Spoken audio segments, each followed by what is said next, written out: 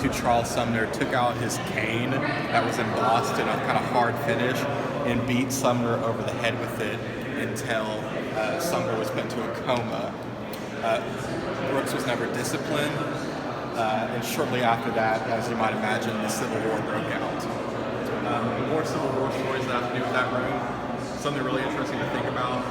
Abraham Lincoln was so sure that we'd become a country again after the war was over that all of the senators who left and joined the Confederacy, all of their Senate desks remained in that room exactly how they left them. So even during the bloodiest battle of Gettysburg, it still said, Senator Jefferson Davis of Mississippi on the desk inside there.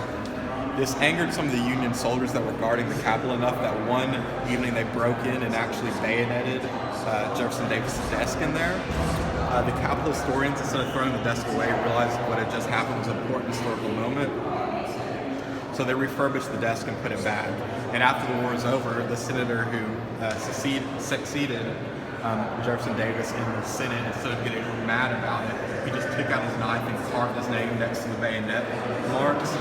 And every senator who's had that desk since Jefferson Davis has also carved their name next to the other names. Now, since about the 1980s, the Capitol historians have said you have to stop carving up the desk, so they've used Sharpie to write on them since then.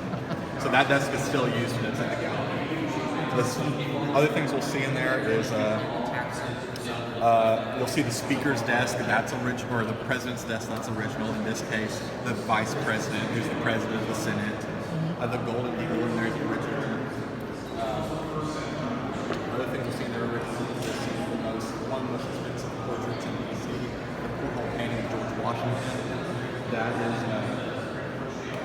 it's valuable because it's considered one of the most accurate portraits of George Washington ever done. It was done by someone called Rembrandt, but not the Rembrandt.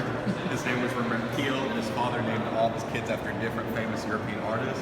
Rembrandt Peale's father was friends with George Washington and decided to take a young Rembrandt Peale out to Mount Vernon, where he did sketches of George Washington. When Peale grew up, he turned those sketches into that painting.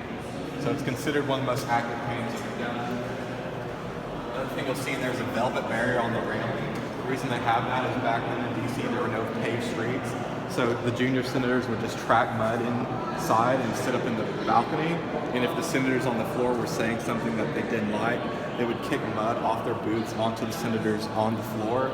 And that's where we get the term mudslinging in the politics from, is they literally used to sling mud on each other. So, very interesting.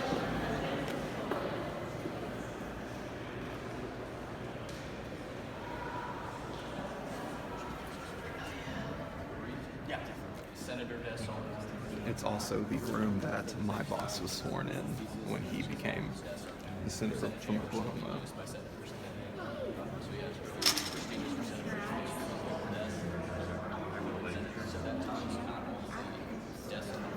After the Senate was done using it, then the Supreme Court came, and this is where they decided Plessy versus Ferguson.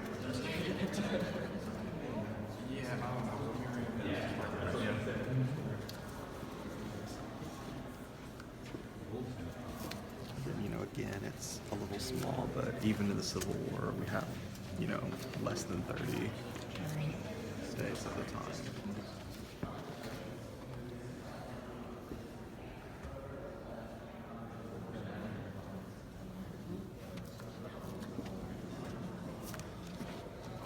After the Senate left these chambers, there were new chambers in that giant hallway. The Supreme Court followed them up here and used this for their chambers for a couple years before they built the giant Supreme Court building out on the east side. This picture as we're leaving shows what the room looked like when the Supreme Court used it.